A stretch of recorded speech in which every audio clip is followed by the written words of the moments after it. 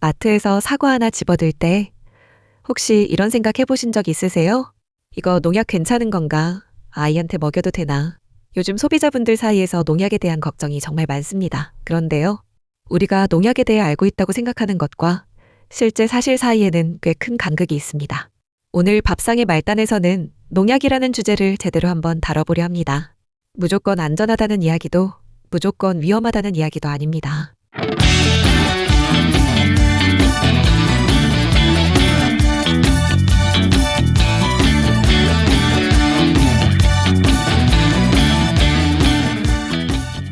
팩트를 기반으로 우리가 정말 알아야 할 것들을 정리해드리겠습니다.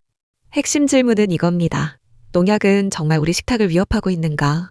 아니면 우리가 과거의 기억에 갇혀 있는 건가? 먼저 농약이 뭔지부터 짚고 가겠습니다.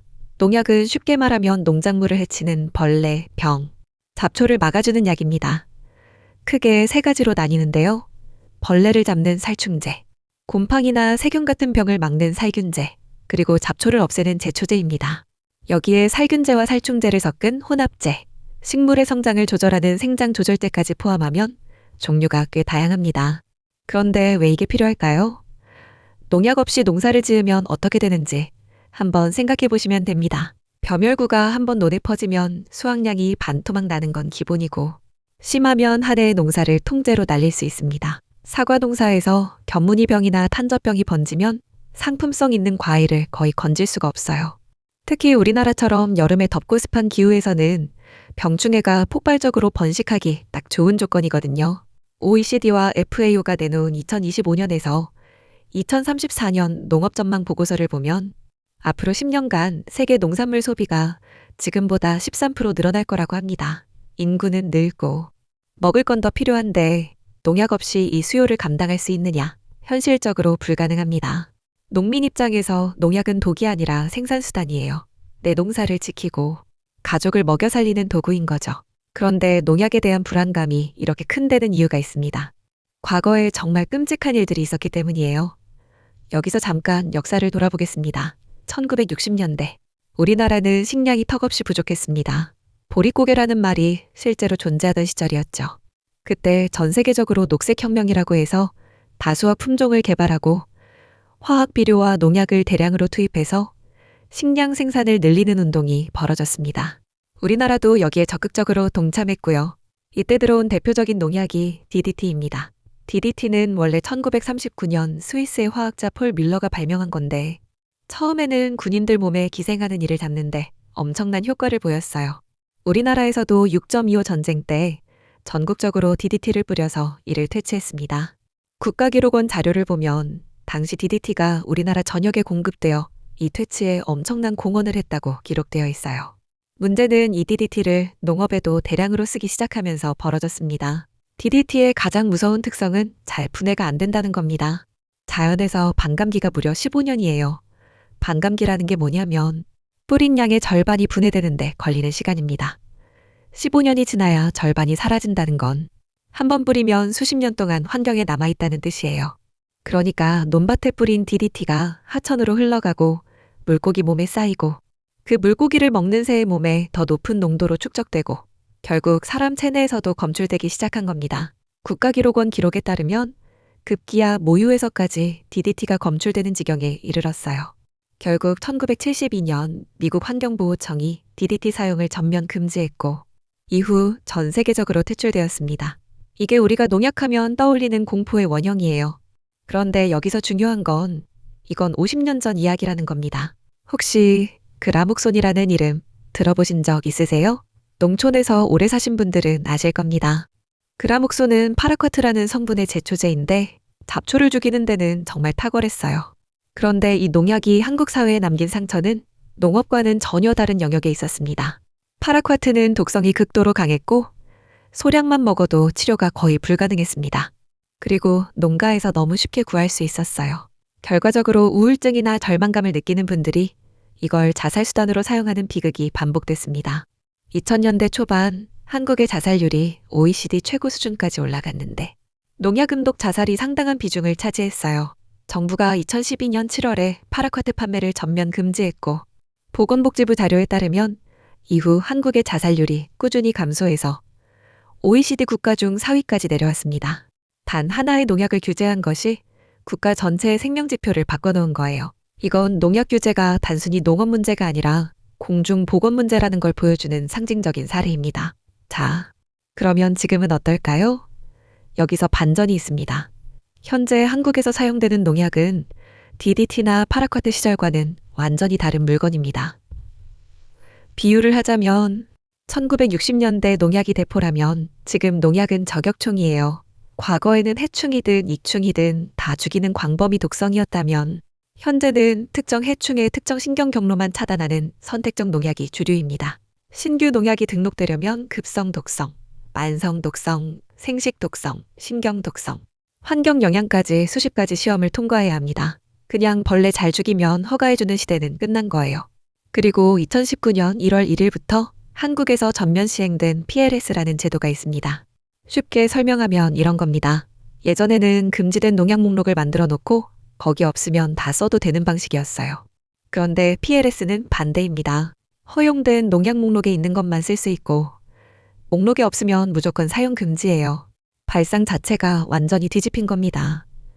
이게 왜 중요하냐면 새로운 물질이 나왔을 때 안전성이 확인되기 전까지는 원천적으로 사용할 수 없게 된 거거든요. 그런데 이런 의문이 드실 수 있어요. 제도가 좋은 건 알겠는데 실제로 잘 지켜지고 있느냐? 국립농산물품질관리원에서 매년 잔류농약 검사를 하고 있는데요. 최근 몇 년간의 부적 함률이 대략 2에서 3% 수준입니다. 뒤집어 말하면 검사 대상 농산물의 97에서 98%는 안전기준을 통과하고 있다는 뜻이에요. 농민 100명 중 97에서 98명은 규정을 지키고 있는 겁니다. 부적합이 나오는 경우도 대부분 출하 전 대기 기간을 안 지킨 경우, 그러니까 농약 뿌리고 충분히 시간이 지나기 전에 출하한 경우가 많습니다. 실제로 건강에 위험한 수준의 잔류 농약이 검출되어 인체 피해가 발생한 사례는 거의 보고되지 않고 있어요. 여기서 소비자분들이 꼭 알았으면 하는 개념이 하나 있습니다. ADI라는 건데요. 일일 섭취후 용량이라고 합니다. 이게 뭐냐면 어떤 물질을 매일매일 평생 먹어도 건강에 문제가 없는 양을 말합니다.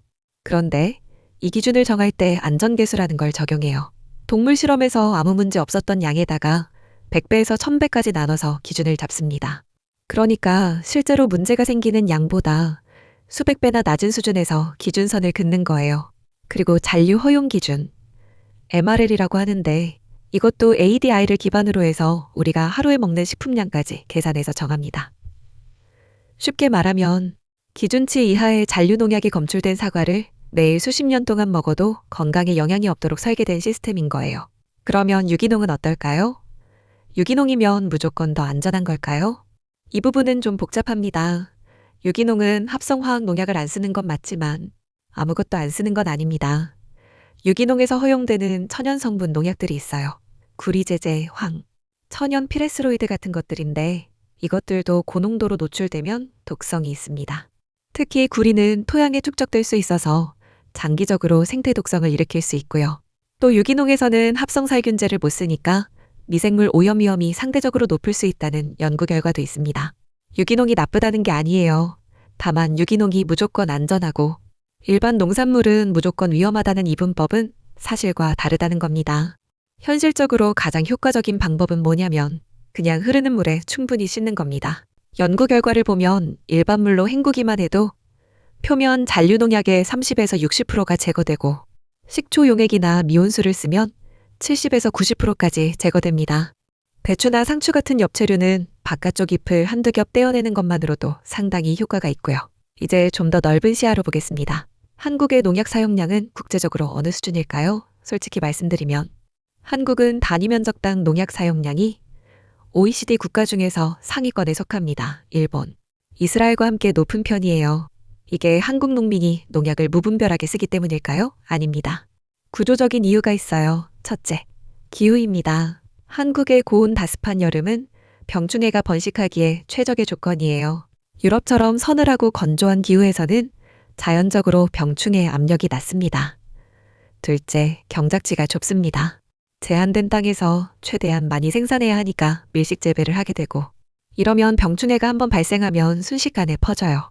셋째, 이건 좀 불편한 이야기인데 소비자의 눈이 너무 높습니다. 벌레 먹은 사과, 약간 흠이 있는 배추, 이런 걸 소비자가 안 사요. 농민 입장에서는 외형이 완벽한 농산물을 만들어야 팔리니까 농약을 더 쓸 수밖에 없는 구조인 거죠. 이 부분은 우리 모두가 한번 생각해 볼 문제입니다. 유럽은 어떻게 하고 있을까요? EU는 2030년까지 화학 농약 사용량을 50% 줄이겠다는 목표를 세웠습니다. 통합 병해충 관리, IPM이라고 하는데 화학 농약을 최후의 수단으로 두고 천적, 저항성 품종, 윤작 같은 방법을 먼저 쓰도록 의무화하고 있어요. 그런데 이게 가능한 이유가 있습니다. 유럽은 기후가 우리보다 병충해에 유리하고 경작지가 넓어서 밀식 재배를 안 해도 되고 소비자도 약간의 흠이 있는 농산물을 받아들이는 문화가 있어요. 조건 자체가 다른 거죠. 그래서 유럽 기준을 그대로 한국에 적용하는 건 현실적이지 않습니다. 다만 방향성은 배울 점이 있어요. 일본도 한국과 비슷한 기후와 농업 구조를 가지고 있는데 최근 유기농 전환 지원 정책을 강화하고 있습니다. 동아시아에서 한국과 일본의 농약 규제 수준은 상대적으로 높은 편이고 이건 소비자 의식이 발달한 결과이기도 합니다. 환경 이야기도 빼놓을 수 없죠. 농약이 환경에 미치는 영향은 분명히 있습니다. 특히 요즘 가장 뜨거운 이슈가 꿀벌 감소 문제예요. 네오니코티노이드라는 계열의 살충제가 꿀벌의 신경계에 영향을 미쳐서 기를 찾는 능력이나 면역 기능을 떨어뜨린다는 연구 결과가 나왔거든요. EU는 2013년부터 이 계열 농약의 실외 사용을 제한했고 한국도 규제를 강화하고 있습니다. 꿀벌이 왜 중요하냐면 우리가 먹는 농산물의 상당 부분이 꿀벌의 수분에 의존하기 때문이에요. 꿀벌이 사라지면 농약 문제보다 훨씬 더 큰 식량 위기가 올 수 있습니다. 글리포세이트 논란도 있죠. 세계에서 가장 많이 쓰이는 제초제인데 2015년에 국제암연구소가 발암 가능 물질로 분류했어요. 그런데 미국 EPA나 일본 식품안전위원회는 현재 사용 수준에서 안전하다고 평가하고 있습니다. 같은 물질을 놓고 기관마다 판단이 다른 거예요. 이런 상황에서 소비자가 혼란스러운 건 당연합니다. 그러면 미래는 어떨까요? 희망적인 소식이 있습니다. 한국전기연구원에서 마이크로파를 이용한 토양 병충해 제거 기술을 개발했는데요. 이건 농약을 전혀 쓰지 않고 마이크로파. 쉽게 말하면 전자레인지 원리로 토양 속 병원균과 해충을 제거하는 기술입니다. 특히 연작 장애 문제를 해결할 수 있어서 주목받고 있어요. 같은 땅에 같은 작물을 계속 심으면 특정 병해충이 심해지는 문제가 있는데 이걸 농약 없이 해결할 수 있다는 거죠. 드론을 이용한 정밀 살포 기술도 빠르게 보급되고 있습니다. GPS와 센서를 결합해서 병충해가 발생한 곳에만 농약을 뿌리는 거예요. 이러면 전체 농약 사용량을 절반 가까이 줄일 수 있고 농민이 직접 농약에 노출되는 위험도 크게 줄어듭니다. AI 기반 병충해 예측 기술도 발전하고 있어서 병이 퍼지기 전에 미리 대응할 수 있는 시대가 오고 있습니다. 다만 현실적으로 말씀드리면 농약을 완전히 없애는 건 아직 불가능합니다. 현재 한국의 유기농 경지 면적은 전체 농지의 약 3% 수준이에요. 이 3%에서도 유기농 허용 농약은 쓰고 있고요.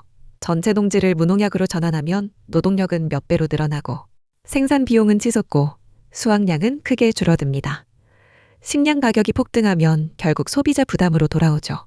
그래서 현실적인 목표는 농약을 없애는 게 아니라 더 적게 쓰면서도 안전하게 쓰는 겁니다. 체계적인 병충해 관리와 정밀 농업 기술을 결합하면 현재 농약 사용량의 30에서 50%를 줄이면서도 수확량을 유지할 수 있다는 연구 결과들이 있어요. 이 이야기가 결국 말하는 건 이겁니다. 농약은 과거의 비극에서 배워 지금까지 계속 진화해왔고 앞으로도 진화할 겁니다. 1960년대 DDT를 맨손으로 뿌리던 시절과 2025년 드론으로 정밀 살포하는 시대를 같은 잣대로 볼 수는 없어요. 소비자의 우려는 정당합니다. 하지만 그 우려가 50년 전의 기억에 갇혀 있다면 지금 이 순간 안전한 먹거리를 위해 규정을 지키며 농사짓는 농민들에게는 억울한 일이 됩니다. 흠 하나 없는 사과를 요구하면서 농약은 쓰지 말라고 하는 건 농민에게 불가능한 숙제를 내주는 것과 같습니다. 어쩌면 농약 문제의 해답은 농민의 밭이 아니라 소비자의 장바구니에서 시작되는 건지도 모르겠습니다. 약간 못생긴 사과도 맛있게 먹을 수 있다면 그게 농약을 줄이는 가장 현실적인 첫걸음일 수 있어요. 오늘도 밥상의 말단에서 전해드렸습니다.